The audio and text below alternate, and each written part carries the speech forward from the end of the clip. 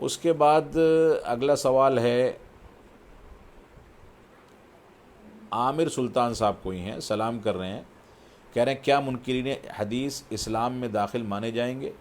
کیا منکرین حدیث کی نماز جنازہ ہو سکتی ہے؟ دیکھیے، منکرین حدیث کی تفاصیل جب تک ہمارے سامنے نہیں ہوں گی، جب تک ہم ان کے بارے میں کوئی رائے قائم نہیں کر سکتے۔ انکار حدیث یقیناً مختلف مراتب کے لحاظ سے کفر تک جانے والا جرم ہو سکتا ہے،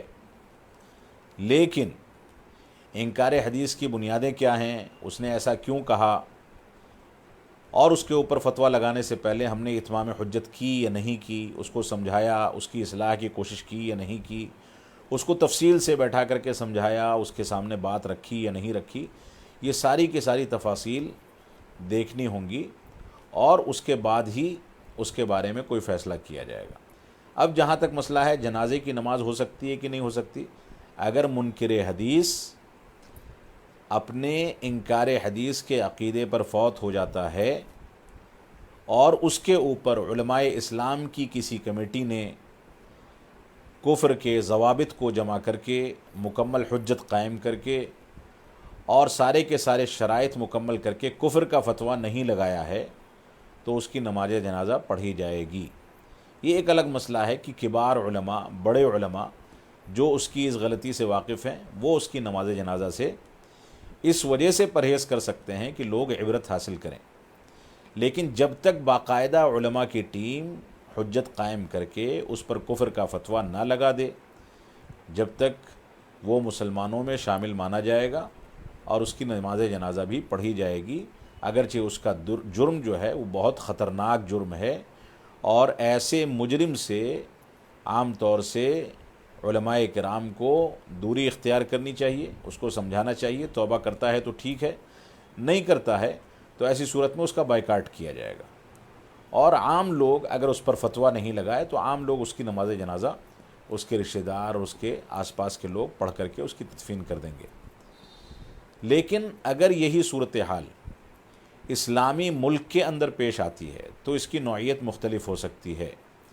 اسلامی ملک میں یہ صورتحال پیش آنے کا مطلب یہ ہے کہ وہاں پر باقاعدہ قضا موجود ہے، قاضی موجود ہے، حاکم موجود ہے۔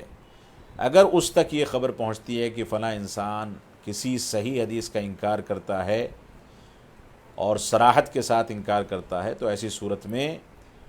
اس کو قاضی کے سامنے پیش کر کے توبہ کرائی جائے گی۔ توبہ کر کے وہ رجوع کر لیتا ہے تو ٹھیک ہے، رجوع نہیں کرتا ہے تو وہ حکومت اس کو جو سزا چاہے دے سکتی ہے۔ اسلامی حکومت کے اندر اس کے ساتھ یہ وطیرہ اختیار کیا جا سکتا ہے۔ عاطف حسین صاحب کچھ لنک بھیجا ہے انہوں نے میرے ہی پیج کا غالباً۔ شکیل رحمانی صاحب کہہ رہے ہیں میرا سوال ہے شیخ، ادھار مہر دینا جائز ہے کیا وہ نکاح کامل ہو جائے گا؟ جی نکاح کامل ہو جائے گا،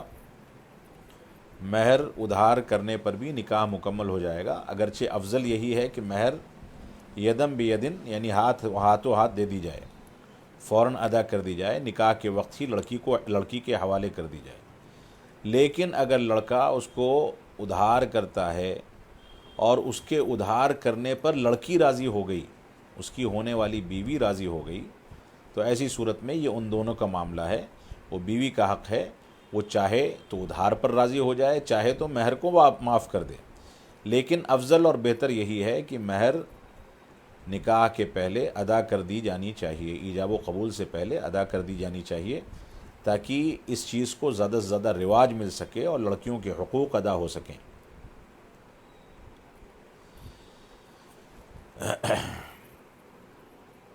یہ پھر سے ہمارے پاکستان کے لوگ کود پڑے ہیں قطر کے ویزے کے لیے۔ اتنے احمق لوگ میں نے آج تک زندگی میں نہیں دیکھے۔ اس سے پہلے بھی فیس بک لائیو میں یہ 50 میسج، 60 میسج کرتے ہیں کہ کسی کو قطر جانا ہے تو وہاں کا فری ویزا لے لیں۔ اللہ ان لوگوں کو ہدایت عطا فرمائے۔ یہ شریعت کے علم کو حاصل کرنے کے بجائے صرف اپنی جیبیں اور پیٹ بھرنے کی فکر کرتے ہیں۔ عامر سلطان صاحب کہہ رہے ہیں سلام کر رہے ہیں، کہہ رہے ہیں کیا منکرین حدیث اسلام میں داخل مانے جائیں گے؟ اس سوال کا جواب میں اوپر دے چکا ہوں۔ آفتاب خان صاحب وعلیکم السلام۔ ضیاء الرحمان صاحب کہہ رہے ہیں شیخ یوٹیوب پر علماء دوسرے لوگوں کو نام لے کر یا ان کے ویڈیو دکھا کر ان کا جواب دیتے ہیں، تو کیا یہ صحیح طریقہ ہے؟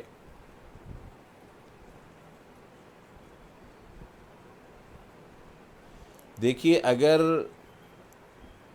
شرعی مصلحت ہے، یوٹیوب پر یا ویڈیوز کے ذریعے کسی کی تردید کی جا رہی ہے شریعت کے تحفظ کے لیے، تو یہ تو واجبی فریضہ ہے۔ اگر کوئی شخص ایسا ہے جو غلط باتیں لوگوں میں پھیلاتا ہے اور غلط طریقے کا علم لوگوں کو دیتا ہے، قرآن و سنت سے ہٹ کر کے گفتگو کرتا ہے، تو یہ تو علماء کی واجبی ذمہ داری ہے کہ اس سے عوام کو ڈرائیں کہ فلاں شخص کو نہ سنا جائے۔ آج کے دور میں اس چیز کی بہت زیادہ کمی ہے۔ امر بالمعروف تو موجود ہے، لیکن نہی عن المنکر سے لوگ پرہیز کرتے ہیں کہ لوگ ناراض ہو جائیں گے۔ شریعت کے معاملے میں ناراضگی نہیں دیکھی جاتی، شریعت مکمل صراحت سے بات کرنے کا نام ہے۔ اگر کسی کے یہاں کوئی ایسی کمی ہے جس کمی کا تعلق اجتہادی مسائل سے نہیں ہے، عقدی مسائل سے ہے، عبادات سے ہے، اور اس میں وہ غلطی کر رہا ہے، صریح دلائل کے خلاف صریح فتویٰ دے رہا ہے، تو ایسی صورت میں اس کا نام لے کر کے اس سے امت اسلامیہ کو بچانا یہ علماء کی بنیادی ذمہ داری ہے۔ الطاف حسین صاحب کہہ رہے ہیں